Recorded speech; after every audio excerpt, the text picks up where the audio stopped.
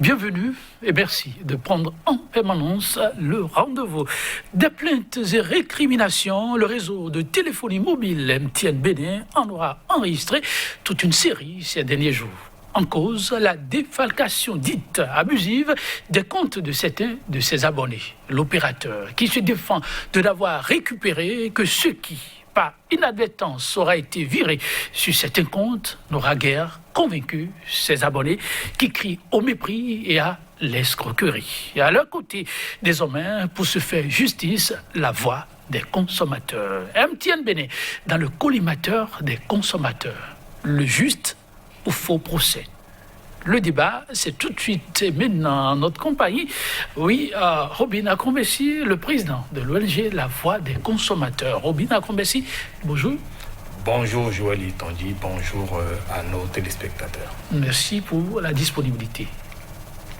En face de vous, pour l'instant débat, une personne avisée des questions de droit, car il le faut, ça va dans tous les sens. Que faut-il réellement retenir de ce à quoi l'on assiste? Miguel Hueto, c'est son nom, juriste, elle est spécialiste des droits humains, présidente de l'ONG RHP. Miguel Hueto, bonjour. Bonjour Joël Itondi, bonjour aux amis téléspectateurs. Et merci pour la disponibilité. C'est un plaisir renouvelé. Ah oui, mesdames, messieurs, le torchon, dit-on, brûle depuis peu entre MTN Bénin et ses consommateurs. Des petites plaintes de départ, sur à quoi on a assisté ces derniers jours, étaient au-delà même des récriminations. Et pourtant, chaque jour que Dieu fait en croire l'opérateur de téléphonie mobile MTN, la satisfaction des consommateurs reste le maître mot. Robin Akombessi, et ça, vous êtes témoin des efforts et initiatives prises en permanence, à moins que ce soit le contraire. Je veux parler des faits qui ne seraient pas en harmonie peut-être avec ce que nous apprenons.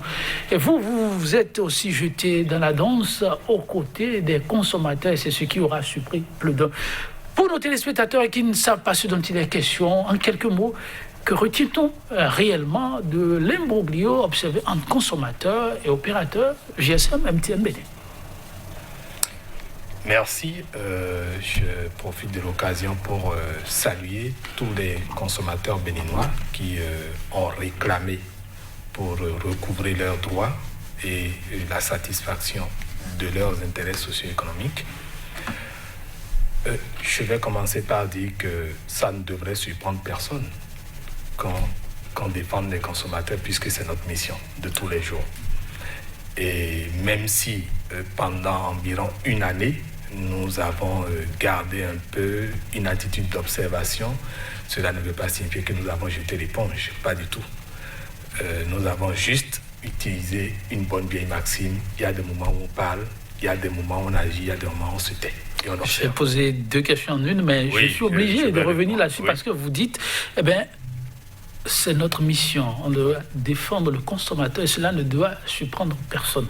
En fait, ce qui a surpris certains, c'est que sur le sujet exposé, que je vous demande d'ailleurs de résumer pour nos téléspectateurs qui ne savent pas ce dont il est question, et ce qu'on a pu retenir, c'est qu'il y a un opérateur qui, par inadvertance, a envoyé des sous à ses abonnés.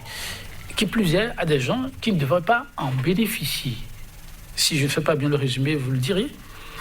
Alors, à bon droit, l'opérateur a décidé de retirer ce qu'il a envoyé par inadvertance, tollé dans la République. Robin Akombessi, je vais envoyer de l'argent à votre frère, je vous l'envoie. Je récupère, vous criez au scandale. On parle même d'escroquerie, du mépris aux consommateurs. Eh bien, c'est ça, certains n'ont pas compris. Une fois encore, je précise, ça ne doit surprendre personne qu'on réagisse. Pourquoi? C'est ça. Même dans ce cas? Non. Le secteur des télécommunications, ou plus précisément des communications électroniques, qui englobe non seulement les services de la téléphonie mobile, tout ce qui est fintech, c'est-à-dire les technologies liées aux finances, qui utilisent les communications électroniques, sont réglementés par le Code du numérique au Bénin. C'est connu. Et dans ce cadre, il y a deux régulateurs. Le premier régulateur est celui qui s'occupe du secteur des communications électroniques, qui s'appelle l'ARCEP Bénin, l'autorité de régulation des communications électroniques et de la poste. Et le deuxième régulateur est du secteur financier, la BCEAO, la Banque centrale des États de l'Afrique de l'Ouest. Alors, lorsque l'opérateur, on suppose, parce que ça encore, personne n'en a encore les preuves, il faudrait une enquête pour prouver que ce n'est pas d'inadvertance que ça a été fait et que ça n'a pas été fait par dessein. Ah bon? À dessein. C'est possible de perdre de l'argent à dessein? En tout cas, la preuve est la rançon du droit. Donc, tant que nous n'avons pas une enquête qui prouve que ça a été fait par inadvertance et par erreur, nous considérons de tout imaginer. Okay. Alors, lorsque un opérateur se décide, d'après ce qu'ils nous ont dit quand nous les avons interpellés par rapport au fait, puisque nous avons reçu beaucoup de plaintes à partir du mercredi 5 juillet, ils nous ont dit, nous avons voulu faire une opération de promotion commerciale. Cela a visé à donner 500 francs à gratuitement via des comptes mobile money à nos clients qui laissaient leur compte un peu dormant depuis mai. Et ils ont voulu faire l'opération en juin. Et donc, ils se seraient trompés. Et pour un montant total de 500 000 francs qui visait 1000 abonnés, ils ont envoyé finalement 512 796 500 francs CFA. Ça n'a pas été systématiquement 1 million d'abonnés. Mais voilà ce qui se serait produit. Certains abonnés ont reçu plusieurs fois. Donc, au total, ça concernerait environ 600 000 et quelques abonnés, mais certains auraient reçu même jusqu'à 430 fois. Alors, avant de faire une opération de promotion commerciale, oui, il y a une réglementation. Le ministère du Commerce doit autoriser. C'est ça. Une promotion commerciale. Vous devez faire un solde, le ministère du Commerce doit autoriser. Maintenant, nous sommes dans le secteur des communications électroniques. L'ARCEP Bénin doit valider. Parce que l'outil utilisé pour faire cette promotion, c'est la téléphonie mobile. La BCEAO doit valider. Parce que l'un des outils utilisés, c'est les finances. Mais l'ARCEP a sorti un communiqué formel. L'ARCEP n'a ni d'Adam ni d'Ève été informé. Donc, c'est déjà le premier couac. Et ça laisse tout supposer. Qu'est-ce qu'on a voulu faire? Qu'est-ce qu'on a voulu faire? Pour lequel on n'a pas voulu que les autorités du secteur soient informées. Ça cache quoi? Alors, au cas où il y aurait un désagrément, c'est forcément, même si ça avait été autorisé, c'est forcément les mêmes régulateurs qui doivent encore statuer sur comment est-ce qu'il faut récupérer les fonds. Mais qu'est-ce qu'on observe? De le chef.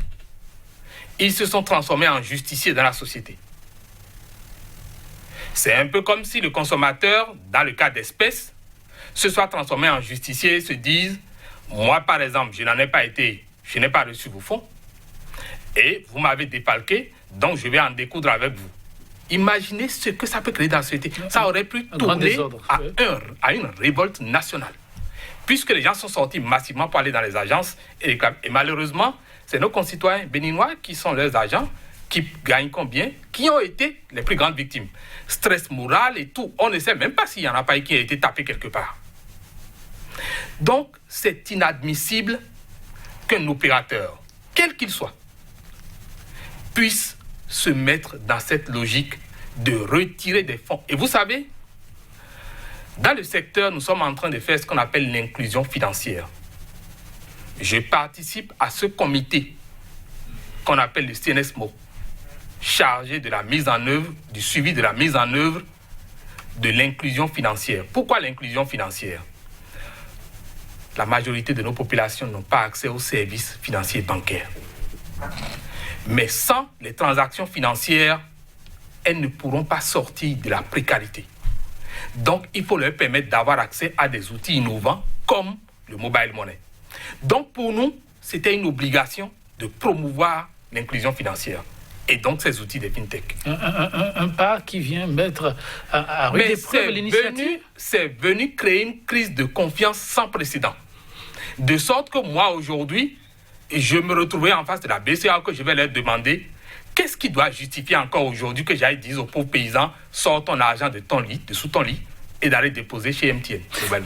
Vous permettez, je vais me retourner vers Mme Miguel Ruto, les faits ainsi présentés. Peut-on déjà parler de crise de confiance quand on sait que l'erreur est humaine? On s'en tient encore une fois au communiqué de l'opérateur mobile GSM.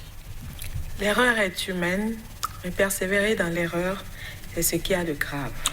Dans ce cas, il y a eu déjà de la persévérance dans l'erreur? Ce n'est pas la première fois que les clients d'un réseau GSM dans notre pays connaissent des désagréments. En tant que Béninois, nous avons à la date d'aujourd'hui 2 choix. C'est-à-dire qu'on n'a que 2 choix. C'est l'un ou c'est l'autre. Pourquoi dites-vous que? Parce que c'est ce qui est. Vous avez le jaune de l'autre côté, vous avez le vert de l'autre côté. Donc, on n'a pas d'autre choix que d'aller vers l'un ou vers l'autre. Mais quand vous faites le choix, la question pour moi, c'est de savoir quels sont les outils qui sont mis à la disposition du consommateur aujourd'hui pour opérer un choix entre ces deux opérateurs. Il n'y a pas j'allais dire, il n'y a pas vraiment d'outils palpables. Le seul guide que nous ayons, c'est ce que les gens disent. Ah, tel c'est mieux. Ah, chez tel, voilà les avantages. Ah, chez tel autre, voilà, et voilà. Mais quand vient le moment pour nous, en tant que consommateurs, d'aller vers l'un de ces 2 réseaux-là, nous commençons par acheter une puce, donc une carte SIM. Quand nous achetons cette carte SIM, donc déjà pour l'acheter, nous avons la possibilité d'aller dans divers lieux. Les agences mises sur pied par ces réseaux, ou les marchands, ou encore des marchands non organisés. Donc, on peut prendre les SIM, les cartes SIM au bord de la voie et n'importe où. Quand vous achetez une carte SIM, vous allez dans une agence, que ce soit chez l'un ou l'autre opérateur, que vous achetez une carte SIM. Généralement, c'est sur une plaquette et c'est dans une pochette. Quand vous sortez la plaquette, il y a un autre package que vous trouvez à l'intérieur. Mais sur ce package, qu'est-ce qui est écrit? Vous allez lire comment on utilise la carte SIM, comment déjà on la met en route, comment on la rend fonctionnelle. Quand vous voulez procéder à telle ou telle action, appelez, quel est le code ou quels sont les codes qu'il faut taper. Ce n'est que ça que vous allez retrouver dessus. Pour dire d'abord quoi? Il n'y a pas un contrat écrit entre l'opérateur et le client. C'est d'abord là où le bas blesse. C'est-à-dire que nous allons acheter une carte SIM, nous nous engageons avec un réseau ou un opérateur GSM. Au-delà du code du numérique et des organes de régulation qui existent, pour moi, la question fondamentale est qu'est-ce qui nous lie? Nous utilisons donc ces cartes SIM. On nous a proposé à un moment donné le service de transfert d'argent via téléphonie mobile. Mais souvenez-vous du processus dans lequel, ou au cours duquel, ou qui a permis d'installer cette application sur les téléphones portables. On vous trouve à un coin de la rue, on vous dit voilà, nous avons un nouveau produit qu'on vous propose. Vous donnez votre téléphone portable, on vous dit voilà, et on vous l'installe. On vous dit comment il faut procéder, vous choisissez votre code de transfert, code de validation, tout ce que vous voulez. Mais ça s'arrête là. Vous pensez qu'il faut plus? Donc, oui, on fait déjà le constat que les bases elles-mêmes ne sont pas saines. Quand c'est ainsi, l'opérateur, il fait ce qu'il veut. Il se lève un matin, il décide que voilà, il y a 1000 abonnés qui ont été choisis Et j'ai même envie de poser la question de savoir, mais ils ont été choisis sur quels critères? Si le gars décide de laisser son compte Mobile Money inactif, c'est son choix. Donc, vous décidez unilatéralement de lui faire un cadeau. C'est comme ça que je prends ça. Malheureusement, je ne sais pas comment ça a fonctionné. Et aujourd'hui, vous estimez qu'il y en a qui n'étaient pas prévus dans la base de données. Donc, il y en a qui ne figuraient pas sur la liste des 1000, qui ont reçu, par inadvertance. Il y en a qui ont reçu, mais plus qu'il fallait. Attendez, je pense que c'est parce que ce réseau-là détient nos données qu'il a eu la possibilité justement d'extraire 500 francs, ou même jusqu'à 4000 et quelques francs chez d'autres personnes. Imaginez que cet opérateur soit un vendeur dans un marché et que nous, en tant que clients, on soit venus acheter et qu'il offre justement un service comme ça. Il a fait des packages, quand tu achètes, on te donne ça en cadeau. Je prends, je rentre chez moi. Est-ce qu'il a la possibilité de localiser la maison de chaque client et de venir récupérer? Mais ne dites pas que vous ça, c'est une première question. Seconde question. Non, ne dites pas que vous allez encourager la pagaille non plus. De quelle pagaille parlons-nous, monsieur Yetonji? Si la chose ne vous appartient pas et vous constatez que vous avez quelque chose qui ne vous revient pas, vous revenez sur vos pas, même si la personne n'a pas votre adresse. Merci. Là, vous êtes vous chutez avant même que je ne finisse. Vous lisez dans mes pensées. Pardon. Alors, je pense que cet opérateur ne pourra pas localiser la maison de chacun d'entre nous pour venir réclamer ce qui, par inadvertance, serait contenu dans les paquets. Ça, c'est un. 2. Même s'il a la possibilité qu'il reconnaissait chez moi, cliente, il viendra, il va me dire, ah, madame, on vous a donné un paquet, il y a quelque chose dedans qui... Quelle est la preuve qu'il y a mis ce dont il parle? Deuxième question. Troisième et dernière question, je vais l'appeler question. Je n'ai pas volé. Je ne suis pas allé voler les 500 francs. Je dormais tranquillement chez moi. Quand ils ont dit, OK, votre compte est inactif, on veut vous motiver à le rendre plus dynamique. Donc, on vous donne. Mais en voulant me donner, c'est eux qui ont commis l'erreur. Si je leur retourne, si je fais la ristourne, c'est parce que je suis de bonne foi. Vous devez l'être. Et que mon bon sens, exactement. Ouais. Donc, on a dit avoir envoyé quelque chose. On n'en a eu aucune preuve, aucun communiqué. Et ça, c'est très... Pour moi, c'est ce qui est venu tout gâter, en fait. Oui, vous avez initié une promotion. Vous saisissez normalement les institutions de régulation ou les organes de régulation. Vous obtenez l'aval. Imaginons même qu'on n'a pas fait ce processus. Mais vous avez défini une base de données de 1000 abonnés. Minimum à faire un communiqué ou un message à l'endroit de ces personnes pour dire « Nous vous avons identifié dans le cadre de telle promotion et nous vous accordons telle chose. » Vous pensez que s'ils avaient fait ça, quelqu'un qui, ayant reçu 1, 2, 3 fois aujourd'hui, n'allait pas se confondre? Bien que la faute vienne de leur part, l'intéressé au moins va se confondre parce qu'il y a eu une communication entre les deux acteurs. À cette date, il n'y a eu aucune communication. On a choisi délibérément et aujourd'hui, on estime qu'il faille défalquer. Vous trouvez le réseau au banc des accusés, quand on vous suit. Mais lorsque ceci est fait, oui, et qu'il y a eu ces faux pas, permettez que j'utilise cette expression, que par la suite, l'opérateur se fond en communiqué et présente ses excuses. Est-ce que le tollé auquel on a droit jusqu'à présent a encore sa raison d'être? Tout à fait. Ce tollé est normal. Et je pense qu'il n'y a même pas encore tollé. Sérieux? Je m'attendais à plus de tollé que ça. Simplement parce que nous sommes dans une insécurité terrible.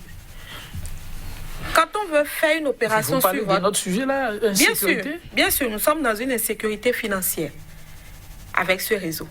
Pourquoi?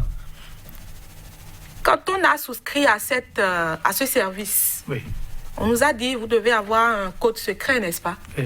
Code que vous seul détenez. Oui. Et quand vous ne donnez pas votre aval, on ne peut extraire ni 1 franc ni 2 francs de votre compte. Oui.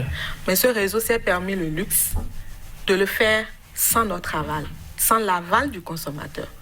Ça veut dire quoi? C'est un peu comme si vous avez mis de l'argent chez vous et parce que celui qui vous a aidé à construire la caisse ou à fabriquer la caisse sait que c'est lui qui l'a fait, c'est lui qui a placé la serrure. Donc, il a la possibilité de retrouver cette même serrure ailleurs. Ils viennent de prendre de l'argent quand ils veulent. Je pense qu'il y a un problème. Et j'ai lu le communiqué de l'ARCEP. Je suis restée sur ma faim. Avant de l'ARCEP? Oui, je suis restée sur ma faim parce que le communiqué a tout fait de dire oui, nous n'y sommes pour rien. Nous n'avons pas demandé à un opérateur d'offrir ou de prendre des taxes chez qui que ce soit. Donc, on se lave les mains. Ça a été la première démarche. Quand vous lisez la construction, quand vous faites une bonne lecture de ce communiqué, c'est le premier point. Et le plus grand d'ailleurs que vous observez. Ensuite, ils ont dit... Nous travaillons à. Nous sommes aujourd'hui le 10. Qu'est-ce qui est fait? Qu'est-ce qui n'est pas fait? Et je crois que ce n'est pas la première fois que nous avons eu des déconvenues avec des réseaux GSM au Bénin, que la CEP soit montée au créneau avec un communiqué, mais généralement plus rien. Généralement plus rien. J'imagine que cette fois-ci, il y a eu du nouveau. Lui, le président de l'ONG La Voix des consommateurs, nous en dira ce qu'il en est. On vous a vu au devant de la scène, tempêter, c'était bien ça, menacé même d'aller très loin. Alors, on a eu dire quand même que juste après ces sorties-là, il y a eu du nouveau. Oui, tout à fait. Et vous allez me permettre d'aborder 2 ou 3 points de l'intervention. Allez-y. Et vous n'oubliez pas les points qu'il y a en nouveau, ou en nouveauté. Voilà. Non, bien entendu pas. Effectivement, Madame Pouetto disait tout à l'heure qu'il n'y a pas d'instrument qui oriente le consommateur. Ouais. Et je voudrais dire, pas exactement. En fait, il y a ce qu'on appelle le comparatif. Et puis les études que font l'ARCEP Bénin qui permettent de dire cet opérateur est meilleur à tel autre. Non. Et donc, on ne s'est peut-être pas compris, M. Akron-Bessi. Oui. Quand je dis que le consommateur n'a pas d'indicateur, pas qu'il n'existe pas d'indicateur, mais ces indicateurs qui existent, sont-ils mis à la disposition du consommateur? Sont-ils adaptés aux conditions et aux pôles où se situent les consommateurs? Est-ce que c'est accessible de façon linguistique? Est-ce que les gens ont accès systématiquement à? C'est de cela que je parlais. Okay. Pas que ça n'existe pas. Mais le consommateur, bien que ça existe, n'y a pas accès. Or, c'est un préalable. C'est un préalable. Sans ça, normalement, on ne peut pas faire un choix conséquent. Alors voilà, effectivement. Clarifie. Voilà, le consommateur, sans vous, aurait pu être informé. C'est bien ça, Mme Rito? C'est ça. Parce que nous produisons des comparatifs, mais la difficulté, c'est quoi? Nous avons déjà fait l'effort de le produire. Pour maintenant le rendre accessible à la grande majorité qui ne peut peut-être pas comprendre français, il faut bien, si c'est par exemple un support audiovisuel, faire des doublages de voix, il faut trouver des traducteurs pour le faire dans nos langues, les locuteurs. Ça signifie ce que ça signifie. Ça fait des coûts que nous n'avons pas. Mais ça, vous allez même déjà trop loin. Même la minorité qui s'exprime en français ou qui arrive à comprendre quand on lui parle le français, je peux vous dire que très peu ont accès. Non, mais il faut dire que nos populations doivent faire aussi des efforts. Il faut dire que nos consommateurs doivent faire des efforts. Donc, parce que, non, c'est sérieux. Donc, parce que si nous on fait l'effort de produire le support et que ce n'est pas utilisé, donc quand vous dites vous êtes dans quelle posture? En tant qu'organisation de consommateurs. D'accord. Quand nous on fait l'effort de produire le comparatif et que le consommateur n'en fait pas, c'est comme si nous on a gaspillé nos ressources.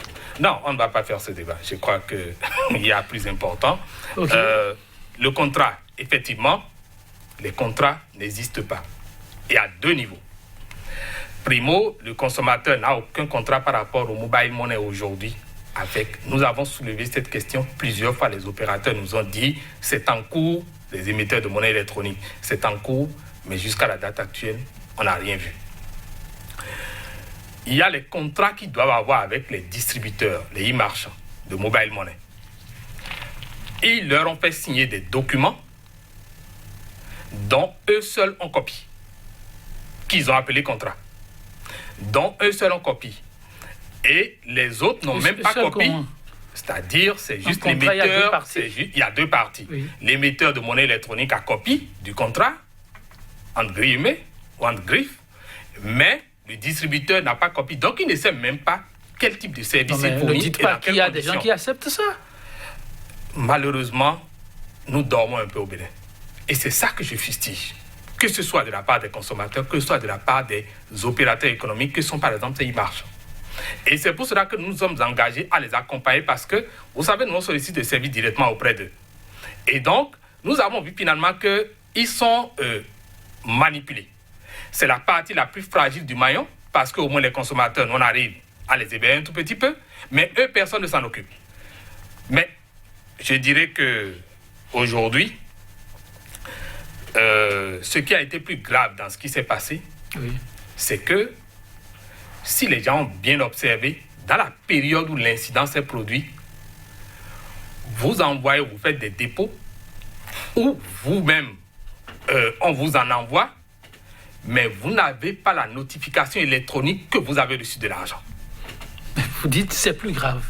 Et pourquoi? Oui, vous savez, la dernière fois, quelqu'un a envoyé à l'association 1000 francs. Oui. Mais il a fallu que cette personne nous l'ait notifié pour que nous sachions qu'il y a eu 1000 francs qui soient venus parce que dans notre portable, le portable du call center, nous n'avons pas vu de message. Et nous avons dû contrôler d'abord avec le code du SSD avant de nous rendre compte que nous avions un solde qui correspondait à ce que nous avions avant, plus ce qui nous a été envoyé. Alors, ça veut dire quoi? En plein dysfonctionnement, comme l'a signifié l'opérateur, est-ce que cela ne peut pas s'expliquer?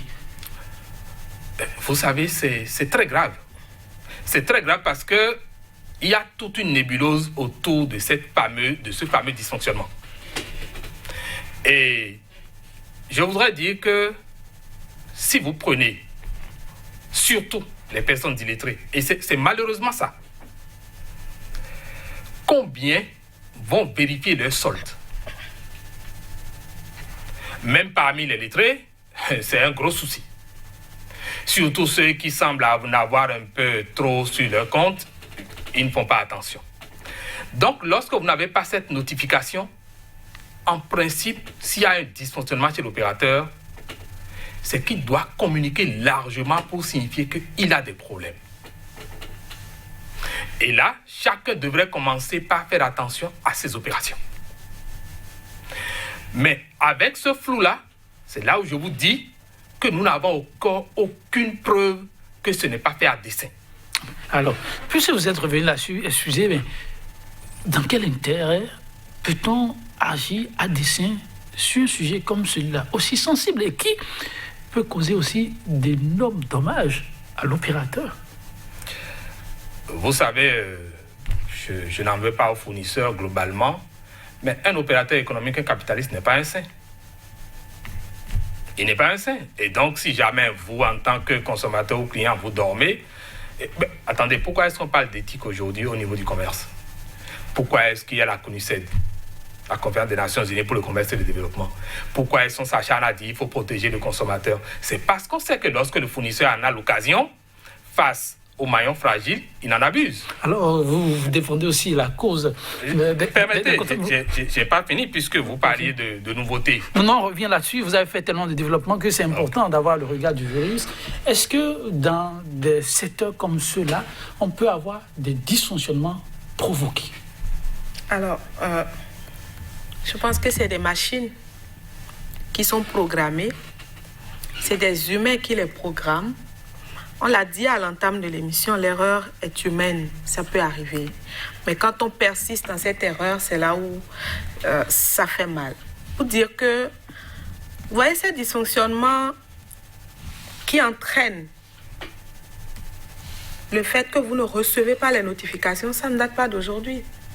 Ce n'est pas seulement dans cette période-là qu'on l'a constaté, ça court tout le temps. Tout le temps. Et si vous ne prenez même pas garde, parfois vous faites la même opération plusieurs fois sans vous en rendre compte parce que justement, vous n'avez pas à chaque fois les notifications qu'il faut. Vous voyez, je pense fondamentalement que ce n'est pas... est-ce que ça peut arriver? Est-ce que ça peut ne pas... Je pense que ce n'est pas le plus important. Le plus important, c'est justement quoi? Le plus important, à mon sens, c'est qu'on voit clair dans cette affaire. L'ARCEP a sorti un communiqué, oui, mais on sait que parmi les missions de l'ARCEP, c'est aussi, par exemple, de faire des propositions à l'État. C'est aussi, par exemple... Donc vous attendez, vous, des propositions concrètes? Oui, des propositions concrètes. Moi, j'attends d'abord une enquête pour qu'on sache de façon claire qu'est-ce qui s'est passé. Ce n'est que ça qui va nous dire si oui, l'opérateur a eu raison de nous servir ces arguments-là ou pas. Et même si c'était le cas, moi, j'attends des sanctions.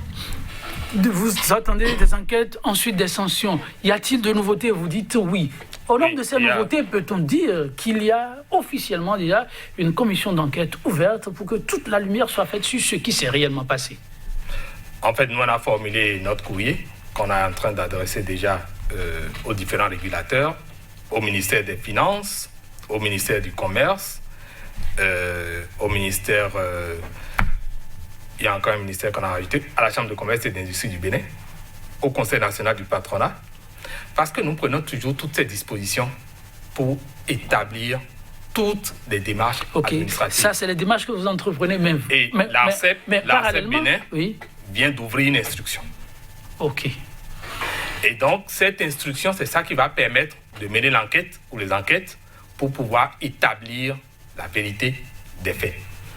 Donc, Mme Miguel Hueto peut être rassurée de ce que cette fois-ci, il y a une petite nouveauté au niveau de l'ARCEP. Non, elle a dit quelque chose qu'il faudrait qu'on apporte un peu de bémol. Oui, quoi? Lorsqu'elle dit, et ça j'ai entendu aussi des consommateurs dire que les associations de consommateurs prennent les dossiers, mais au finish, ça ne donne rien. Non, ce n'est pas vrai. Ah, je pense que je n'ai jamais dit ça. Je ne parle pas des associations de consommateurs. J'ai dit, vous aviez dit tout à l'heure que l'ARCEP prend souvent les dossiers, mais qu'au bout du rouleau... C'est pas ce que j'ai dit. Je n'ai pas utilisé ces termes-là. D'accord. J'ai dit qu'il est déjà arrivé plusieurs fois de constater que l'ARCEP a fait des communiqués pour donner sa position, à rassurer de ce que les démarches sont en cours. Mais qu'à cette date, on n'a pas eu de suite. Non, vous n'avez pas eu les informations. Parce que là, nous, on est obligés... Pour que, en tant que consommateur, on ait la suite, c'est que tous les canaux utilisés pour dire, pour donner la position soit utilisée, pour permettre... Parce que quand l'affaire est fraîchement sur les tapis, justement, vous allez remarquer que les communiqués passent partout. Mais après, quand on fait des démarches et qu'il y a des choses qui sortent, des informations qui sortent, il faut que l'information puisse également aller prendre par tous les canaux pour permettre aux gens de savoir qu'il y a des actions qui ont été menées et que voilà la suite. Il ne faut pas de privilégier. Là, je suis d'accord. Voilà, c'est ce que je disais. Mais le fait, quand nous on fait des actions, ça aboutit à beaucoup. Okay, on ne parle pas de la voix des consommateurs. Non, on parle au-delà de la voix des consommateurs. Non, la réalité, c'est quoi? Il y a beaucoup d'actions que nous menons, mais sans l'intervention de l'ARCEP pour lequel on n'aura aucun résultat. OK. On évolue sur les avancées ou les nouveautés qu'il y a. Donc, vous dites qu'il y a une instruction. Il y a une instruction en cours. Ensuite. Mais, vous savez, il y avait un aspect encore plus grave que nous n'avions pas noté ou que nous n'avions pas signalé. C'est que, vous savez, quand l'opérateur, l'émetteur de monnaie électronique, se permet d'aller sur le compte de son client et d'aller prélever, ça ne respecte aucune disposition réglementaire bancaire. Parce qu'ils sont sous, ils sont sous. Mais là où se trouve le problème, c'est quoi? Vous dites, ils sont sous quoi? Ils sont sous la réglementation bancaire. OK. C'est considéré comme une banque. Là où se trouve le problème, c'est quoi? Vous imaginez qu'il y a eu une erreur à son niveau et que cette fois-ci, c'est lui qui est envoyé. De la même façon, il peut y avoir aussi une erreur où c'est lui qui reçoit du client, du compte du client. Mais là, il n'y a ni bruit, ni point de presse, ni conférence de presse, ni rien du tout. Puisqu'il y a des gens qui se plaignaient à notre niveau pour dire qu'ils ne comprennent pas la gestion qui est faite de leur compte mobile money, qu'il semble ne pas y avoir de la transparence. Donc, c'est pour cela que l'enquête doit être encore plus assidue, plus pernicieuse.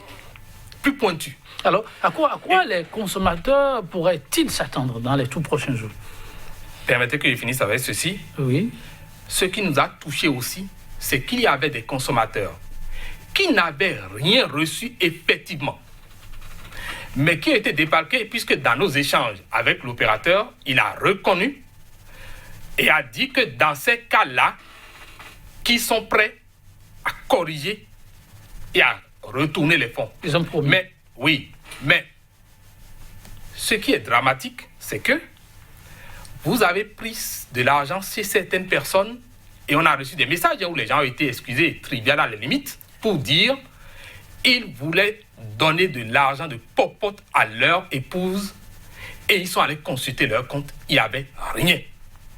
C'est-à-dire le monsieur n'avait peut-être que 1000 francs ou 1500 ou au plus 4000 et au moment où lui veut assurer ou assumer les besoins fondamentaux, s'alimenter pour sa famille, payer du médicament, il n'y avait rien sur son compte. Vous imaginez une personne qui est peut-être souffrante. J'ai vu, à cause de 100 francs, des enfants sont décédés. Pour défaut de 100 francs pour payer juste des médicaments. Vous voulez dire que les préjudices sont énormes? Les préjudices sont énormes. Et c'est pour cela que l'évaluation n'est plus à faire seulement au niveau de l'ARCEP. Ah bon? Il y aura les enquêtes. Oui, il faut aller au-delà. On va évaluer tous les préjudices que les différents consommateurs, tous les ménages ont subis. Et il n'y a pas que les ménages. Il y a des entreprises aussi qui ont des comptes. Aujourd'hui, les artisans, tout le monde. Attendez, vous savez, c'est inquiétant. Il y a quelque temps à peine, l'État a fait de la provision ou des provisions sur les comptes de certains artisans. Oui. Ces artisans-là ont-ils le temps de contrôler leurs soldes? Vous voyez, ça nourrit de l'imagination. Ok, je demande à l'homme de droit, est-ce que l'on fait bien d'aller sur tous ces chantiers? Est-ce qu'il ne faut pas circonscrire le problème, régler ça de façon ponctuelle et quitte à repartir sur de nouvelles bases? Vous parlez de contrats qui n'existent pas, qu'il faut désormais pouvoir mettre sur pied, mais avant de corriger tous ces couacs, est-ce qu'il ne faut pas se cantonner sur ce qui existe aujourd'hui, simplement? Je vous parlais tout à l'heure de sanctions. Je vous disais que moi, j'attends, à la suite de toutes ces enquêtes ou de toutes ces investigations, qu'on nous clarifie la situation, qu'on nous dise ce qui s'est passé et que les auteurs de ces préjudices-là puissent être sanctionnés. Et quand ces auteurs sont sanctionnés, c'est que les personnes qui ont subi ces préjudices soient dédommagées. On est d'accord qu'il y a certains préjudices pour lesquels aucun dédommagement n'est juste. C'est ça.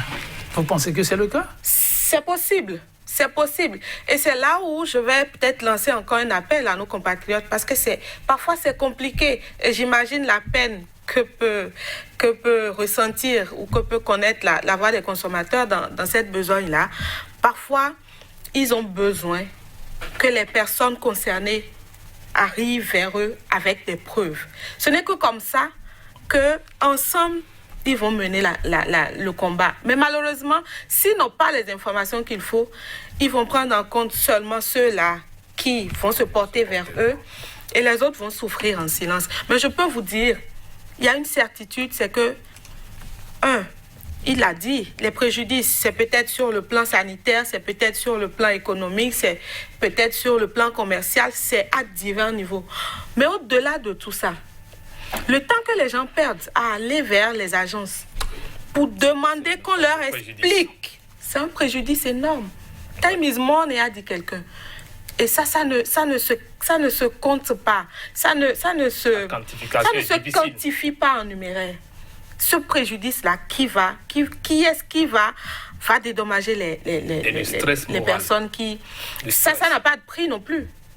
Ça n'a pas de prix. Vous avez, je ne sais pas si vous avez lu sur les réseaux sociaux, il y a quelque temps, un monsieur qui se serait donné la mort parce que, n'ayant pas les moyens pour faire face aux soins de santé de son épouse malade. Oui. Je fais juste un parallèle pour vous dire que les préjudices, cette affaire simplement peut avoir causé du tort, mais à un niveau qu'on ne peut pas imaginer à certaines personnes. Quand vous suivez, on imagine bien l'ampleur des dégâts, mais je suis tenté à vous demander, dans ce que certains ont appelé même un drame qui s'est abattu sur le Bénin. Je me demande si c'est effectivement ça. Mais quand on vous suit, oui, ce n'est pas très loin de ça. Est-ce que vous avez pu taper à la porte du ministère de tutelle? On n'a plus que 2 minutes, vous faites vite. Non, nous n'avons pas pu taper à la porte du ministère de tutelle, mais pour cause. Et là, c'est sans embâche que je le dirais. Madame le ministre du numérique et de la digitalisation n'a pas souvent du temps pour les organisations de consommateurs. Malheureusement. S'il vous plaît. S'il vous plaît. Excusez-moi. Pas du temps. J'aimerais vous rendre visite si vous avez du temps pour moi. Si vous vous intéressez à ce que je fais. Mais si vous ne vous y intéressez pas, pourquoi est-ce que je vais penser que vous aurez du temps pour moi? C'est la réalité, puisque madame est là. Nous lui avons déjà dit à plusieurs reprises pour que le secteur du numérique se porte mieux. Mais City ne s'est pas fait sans elle.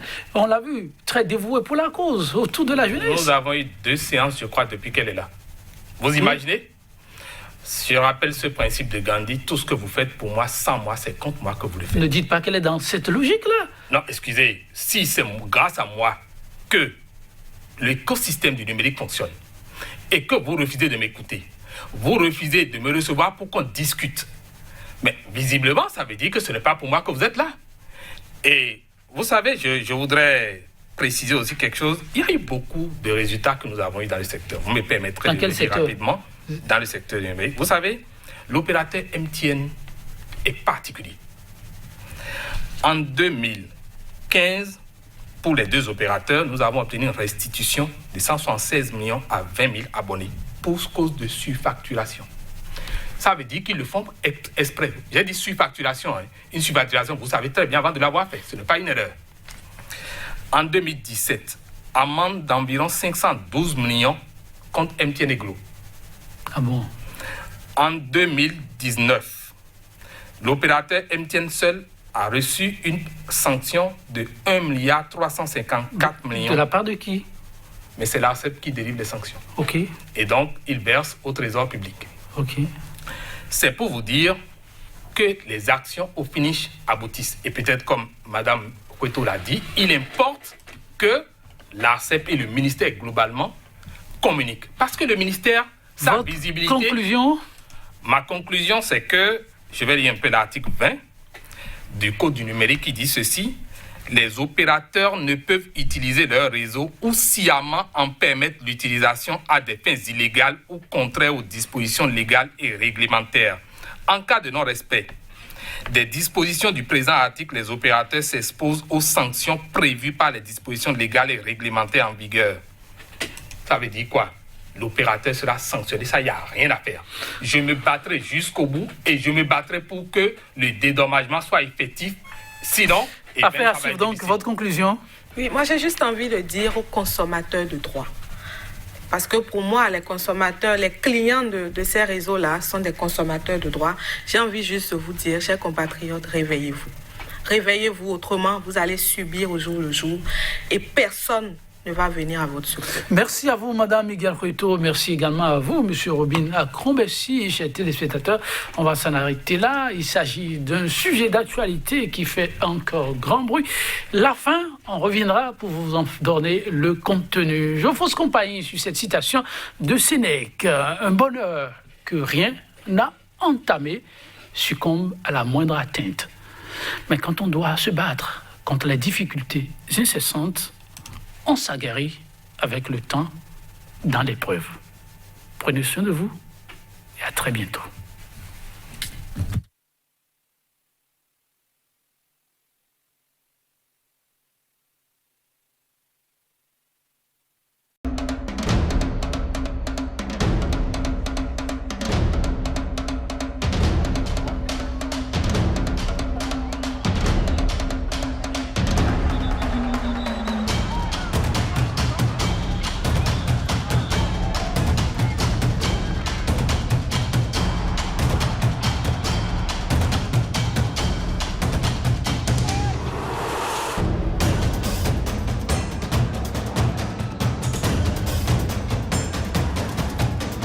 If they want to get you